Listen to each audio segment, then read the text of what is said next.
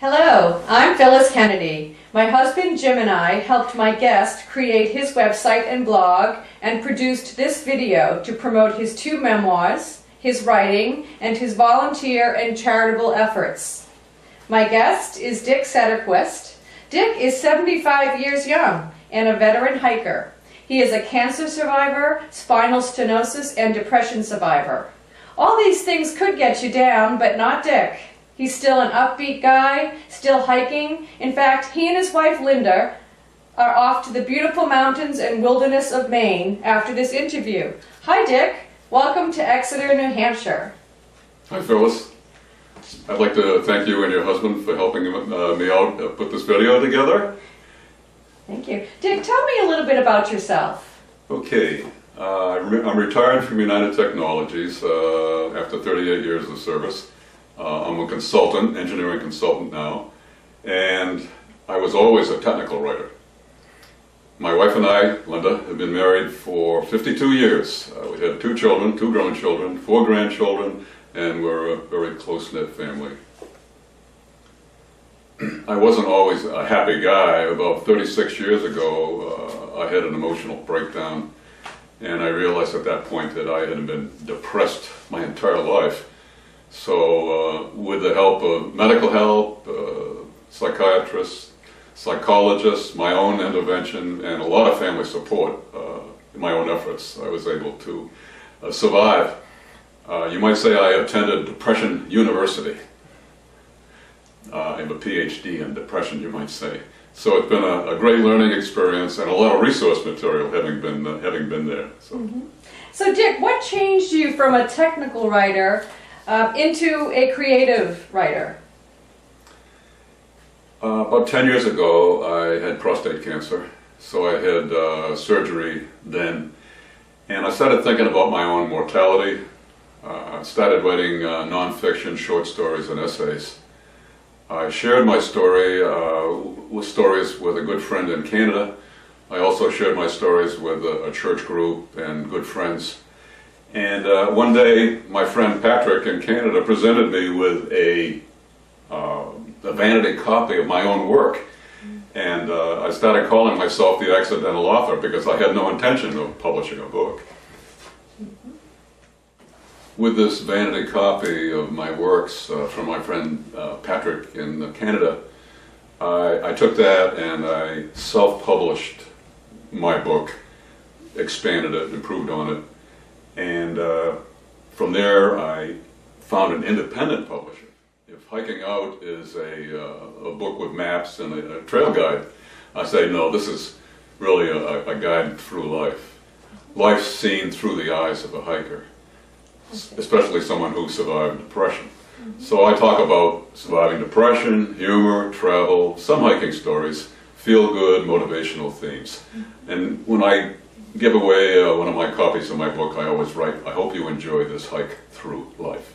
Dick, with all this writing, did you have time for hiking? I always have time for hiking. I always say that hiking saved my life. With my wife, we've climbed all the 4,000 footers in New England. There's about 68 of them. With my son, I've climbed the 100 highest peaks in New England. A lot of those peaks don't even have trails, a lot of bushwhacking.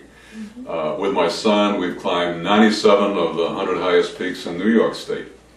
Now, why not 100? Well, it turns out with my knee replacement and spinal stenosis, I had a laminectomy or back surgery, so I'm pain-free now. But with those things, that kind of slowed me down. And now I'm kind of left day hiking, but not backpacking and the heavy stuff. So it slowed me down a tad, but not too much. Right.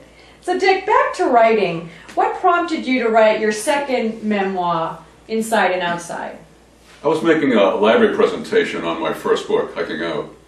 And one of the patrons at the library was the librarian at the local medium security prison. And following my presentation at the library, he asked me to come speak to the inmates in his institution. Now, it's not that easy. One has to be vetted by the system if you want to go to prison. These guys in prison, you know, they've been trying to stay out of prison their whole life. Me, here I've been trying to get into prison. So after about 10 months of being vetted by the system, making sure I had no outstanding parking tickets or whatever, I finally got a thing in the mail proclaiming me a badge, a motivational speaker for the Connecticut Department of Correction. A lot has been written about people in prison, and particularly blacks, Latinos are disproportionately represented in prison. And a lot of their crimes are nonviolent, drug-related, and it's really a shame that these people, there are so many of these people in prison for this type of offense. And a lot of these guys are in and out of prison either because of drug problems or parole violations, and it's like a swinging door, so they're back in again. I saw this a great deal in all my classes. I've dealt with over 120 inmates over the last 3 years, and this is certainly a problem. And it's really a problem for them, but it's also a problem for the states as well, because they're not spending their money wisely on incarceration. What an incredible experience passing on your own experience to these men. How has this experience affected you and your further writing? Well, yea, for the grace of God and leading a privileged life. I mean, I could be there just as well as anybody else. I feel that I have something to give here, that I can pass forward and help others based on my own experience. I'm interjecting myself at the best possible time. These gentlemen are at the lowest point in their life. They've lost hope. They're desperate to change their lives. Maybe this is the last chance they have. You think about the razor wire and being inside, me being on the outside. I think about myself in terms of my own depression. Depression is like incarceration, being imprisoned inside your own mind. I started thinking about this whole inside and outside scenario, me being inside myself in a world of depression, these guys being inside prison. I'm on the outside, they're on the inside. This whole scenario of inside and outside led me to the title of my book, Inside and Outside, Messages of Hope from a Lifelong Hiker and Depression Survivor. On the back of my book, I have a little saying, and it says, "Outside is the world we live in, free to seek our dreams. Inside our world are prisons, both real and of the mind. A lifelong hiker and depression survivor, the author takes the reader to many places, to our inside and outside worlds. Some of them magic, stories you will never forget." Dick, tell me about your legacy, your message, your audience. What interests people beyond your prison program, your prison ministry, or hiking? I try to appeal to all interests. I write on a wide variety of subjects, mostly nonfiction. Once in a while I produce a little bit of fiction, especially for my grandkids. I try to add a lot of self-effacing, self-deprecating humor, making fun of myself. I try to be informative. I talk about surviving depression, rules for survival. I write about travel, spirituality, and faith, a little bit of science, an occasional equation, overcoming adversity, inequality, and stereotyping of people. I try to make my work always hopeful and inspirational, and I write for my fans who like my writing. I try to create in my stories, in a song you hear the word hook. I try to create something that resonates with the reader such that when he finishes the piece, he also remembers the beginning of the piece, so it plays over and over in his mind, forming a mental loop that reinforces my whole message. I think about the influence of other people on my writing. My granddaughter saying at one time, "Grandpa, you eat too fast." Well, that was the beginning of a story. I said, "You seem to know all the rules, sweetie," and she says, "No, Grandpa, that's just bad manners."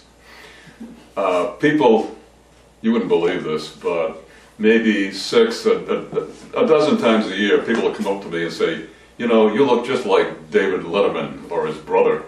And I say, "No, I don't have a gap between my two front teeth." I was in Greece, and this guy came up to me and he said, "You know, you look just like David Letterman." It's crazy. Yeah.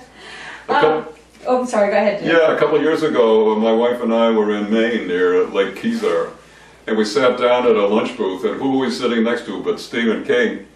And so these type of things, you know, ended my stories. So Stephen King would actually find himself in my book in a few places. I love his writing.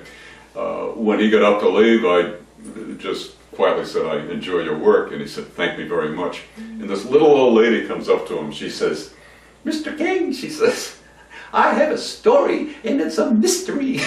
And he says, "Oh, Gladys," or whatever her name was, "oh, please stop over anytime and tell me your story." So he's a very cordial guy. So he's in my book in a few places. Dick, what do you write about on your blog? There are over 50 items on your weekly blog now. My blog is just like my books. If you like my blog, you'll like my books. Similar themes, similar messages. They're short, they're sweet. I always try to keep my work, make my work very informative. We just got back from Iceland and Greenland, so you'll find 3 stories in there about that. My body, I think, because of arthritis, we're always replacing parts. I had an operation for spinal stenosis. I've written 2 humorous accounts about that. I've written accounts on surviving depression. One article just recently was why do I do it, or why I do it, rather than just wanting to throw away the key on these guys.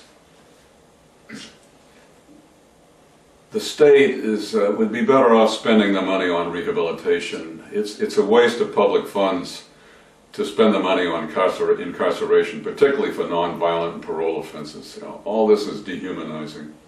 These people deserve a chance to make a better life. I'd love to sell more books, but the bottom line is the message, and that's helping others.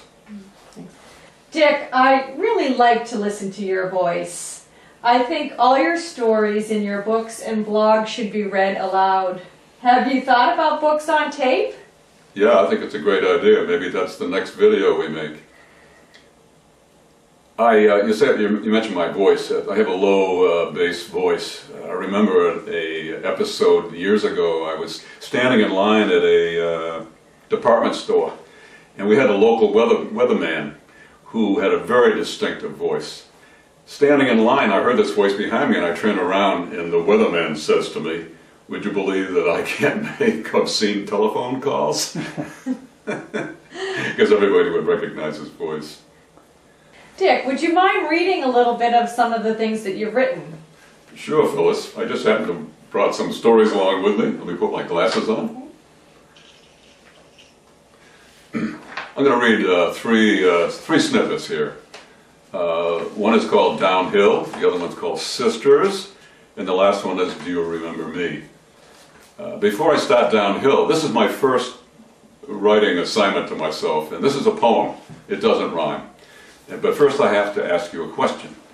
Do you know what a spruce trap is? I don't think I do.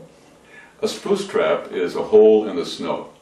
Now imagine a Christmas tree sitting out there in the woods with 10 feet of snow. Now maybe you can just see the tip of the Christmas tree. Now what do you think is underneath that Christmas tree? There's a lot of hollow spaces. The snow falls on the branches, but between the branches there's no snow.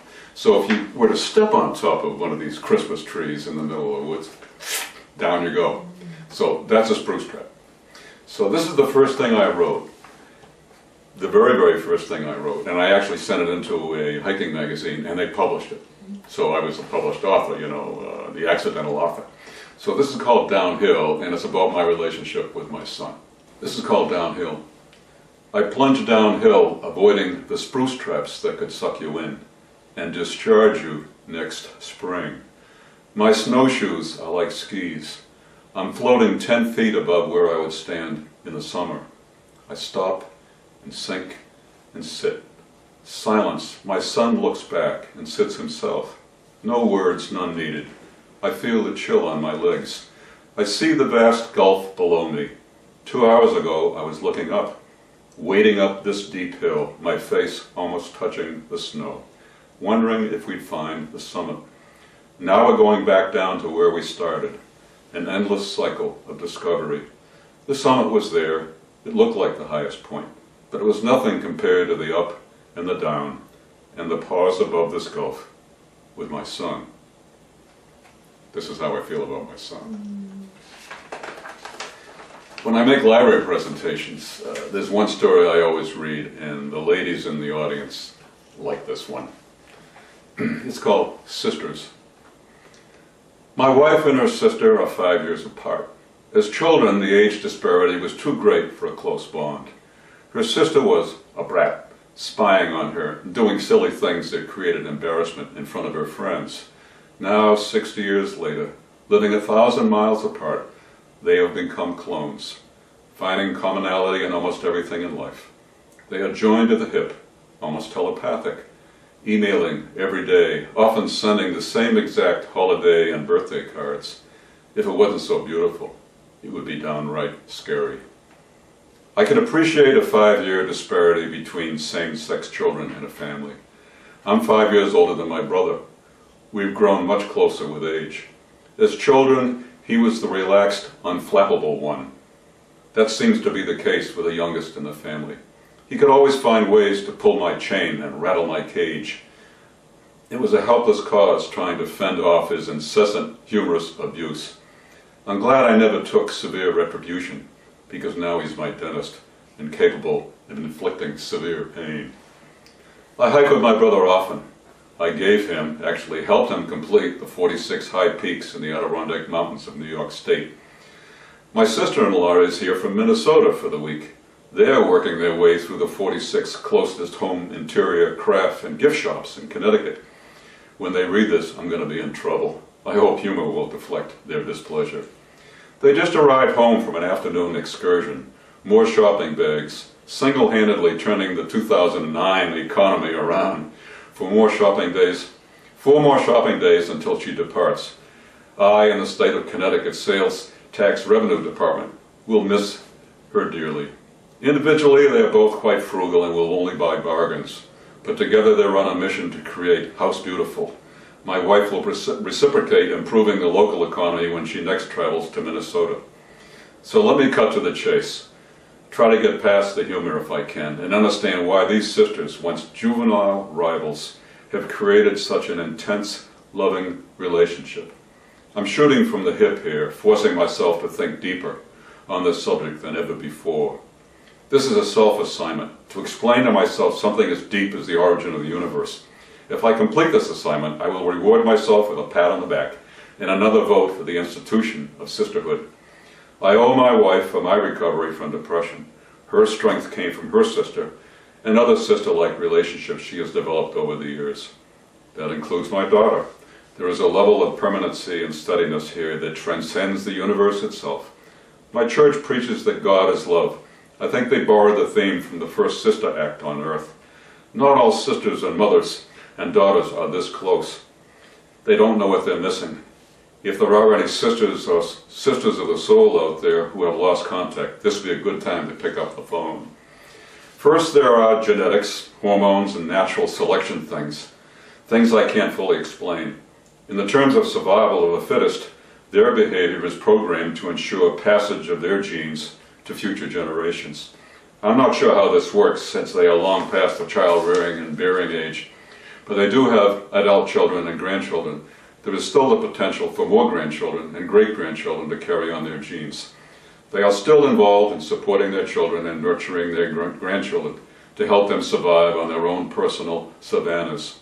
When mankind first stepped out of the forest onto the plains and started to compete for resources, this forced the development of communities and the reign of women, of sisters.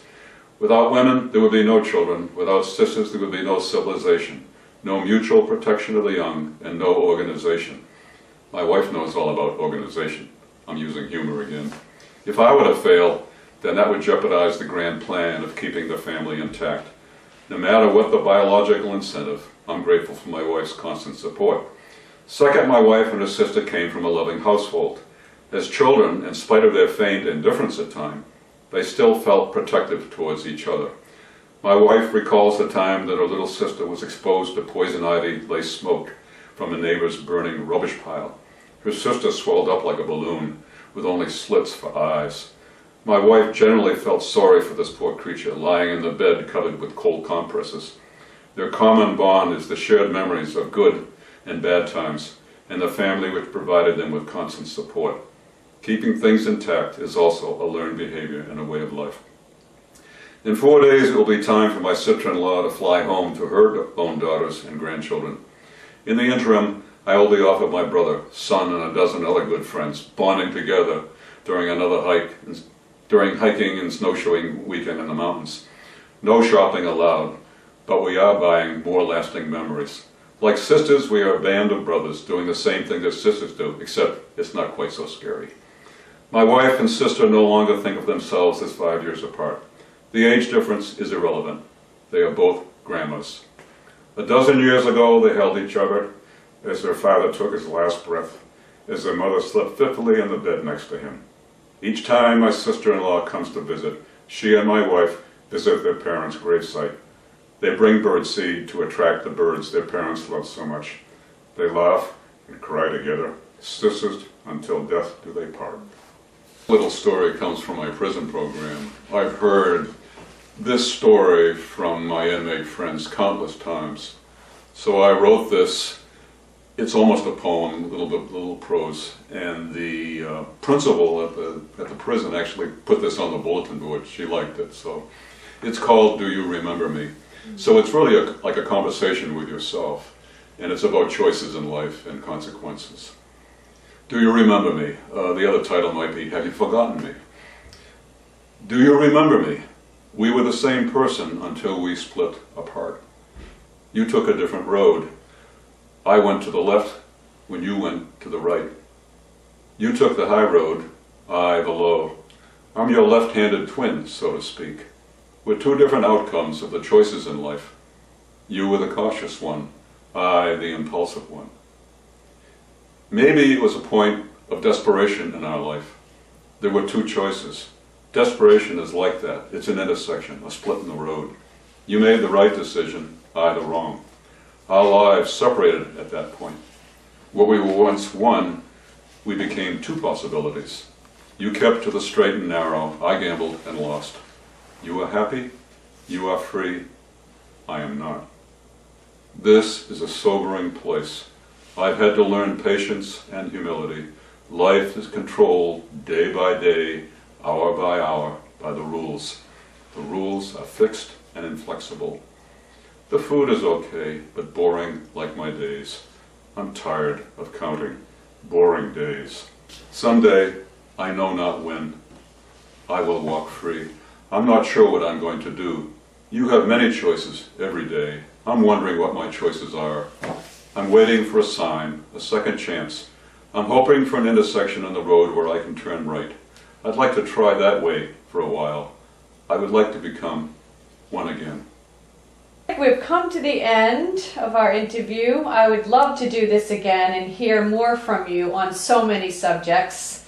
Do you have any other final thoughts? Yes, I think with my prison program, I'm serving a life sentence. Now, what does that mean? I just wrote an article called My New Job, and I'd like to read just the last paragraph of that because It kind of sums it up. It's called My New Job. My engineering consulting career after 16 years has pretty much ended.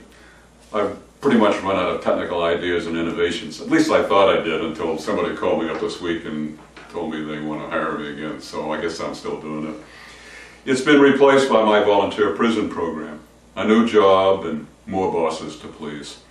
I've influenced the lives of over 120 inmates, 120 new bosses and new friends over the last 3 years. Rather than drugs, I peddle hope and inspiration. They keep me very productive and full of new ideas. Now I get paid in handshakes and smiles, and a good feeling every week. Life is all about feelings, the truly durable and unique things in life. I'll never give up this job, keeping my new bosses happy. They ask me if I will ever quit. I tell them not until I drop. Now how's that for company loyalty?